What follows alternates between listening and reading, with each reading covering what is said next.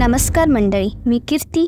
आज एक खूप महत्त्वाचा आणि हळूहळू वादाचं रूप घेत असलेला विषय आपण उघडपणे बोलणार आहोत। बाहेरून आलेल्या लोकांनी महाराष्ट्रात मराठी शिकणं गरजेचं आहे का? हल्ली हा विषय फक्त चर्चेपुरता राहिलेला नाही, तो आता भांडण, धमक्या आणि राजकारण यांपर्यंत पोहोचला आहे। पण या सगळ्या गोंधळात आपण माणूस पण कुठेतरी हरवतोय का? चला एकत्र विचार करूया, शांतपणे आणि प्रेमाने। मला लहानपणी गावाकडे गेलेला आठवत। सिंधुदुर्ग, कोल्हापूर, आजी, मामा, शेजारी सगळे शुद्ध आणि सुंदर मराठीत बोलायचे। भाषेचा तो गोडवा अजूनही कानात आहे। पण आता मी शहरात राहते आणि बघते की आजूबाजूला कित्येक लोक मराठी ऐकूनच चिडतात। म्हणतात आम्ही इथे नोकरी करतो तर मराठी शिकायला का हवं? काही लोक म्हणतात महाराष्ट्र भारतातच आहे, मग वेगळी भाषा शिकण्याची काय गरज? आम्हाला हिंदी येतं, तेच बोला।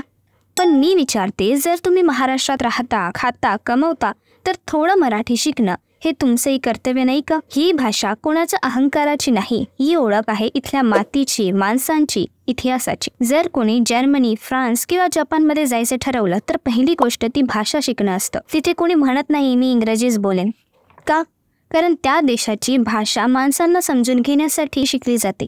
तर मग आपल्याच देशात, आपल्या महाराष्ट्रात हीच गोष्ट इगो का बनते? एका दिवशी मी एका आजीबाईंकडे गेले भाजी घ्यायला। समोरचा मुलगा हिंदीत बोलत होता आणि त्या आजीबाई काहीच समजून घेत नव्हत्या। शेवटी त्या म्हणाल्या, अहो मराठीत बोला ना, हे माझं पुणं आहे। त्या वाक्यात एक वेदना होती, पण त्याहूनही जास्त अपेक्षा होती। तुम्ही इथे राहता, थोडं आमचं समजून घ्या, एवढंच त्या सांगत होत्या। पण या गोष्टीचं राजकारण केलं जातं। कोणी बाहेरून आलेल्यांना मारहाण करतो तर दुसऱ्या बाजूला काही नेते उत्तर भारतात मराठी लोकांवर टीका करतात। हे चुकीचं आहे। मराठी भाषा ही लाथा घालण्यासाठी नाही, ती प्रेमाने शिकवण्यासाठी आहे। मी एका मित्राला ओळखते, तो मूळचा बिहारचा। पुण्यात आला, सुरुवातीला एक शब्द मराठी येत नव्हता, पण त्याने हळूहळू शिकायला सुरुवात केली, प्रयत्न केला, लोकांशी बोलत राहिला, चुका केली, हसला, शिकलाही। आज त्याचा छोटासा बिझनेस आहे आणि सगळे त्याला आपला माणूस म्हणतात। भाषा शिकली, माणसं जोडली, एवढंच नातं लागतं। जर तुम्ही महाराष्ट्रात राहता तर एक विनंती, थोडं मराठी शिका। आम्ही तुम्हाला आमचं समजतो, प्रेम देतो, पण तुम्ही आमचं आपलं समजा। यात अहंकार नाही, आत्मसन्मान आहे। मी ही गोष्ट फक्त सांगत नाहीये, मी स्वतः जगले आहे। मी मागच्या वर्षभरात बेंगलोरमध्ये राहत होती। हो, मी मराठी आहे, पण मी तिथलं सगळं राहणं, खाणं, लोक मनापासून एन्जॉय केलं। आणि हो, मी कन्नडा पण शिकले। कन्नडा गोथिंला म्हणणं खूप सोपं होतं, पण मी ठरवलं मी म्हणणार कन्नडा स्वल्प बरुते। का? जबरदस्तीने, भीतीपोटी?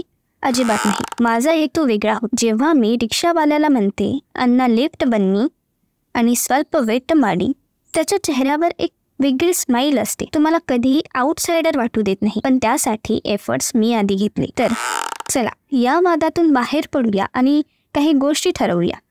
1. मराठी शिकण्याचा छोटासा प्रयत्न करा। दिवसाला 3-4 वाक्य दुकानात, बसमध्ये, रिक्षात वापरा। 2. स्थानिक लोकांनी प्रेमाने शिकवावं, टीका न करता। 3. शाळा, ऑफिसमध्ये दोन्ही भाषांचा वापर व्हावा, म्हणजे सर्वांना समजेल। 4.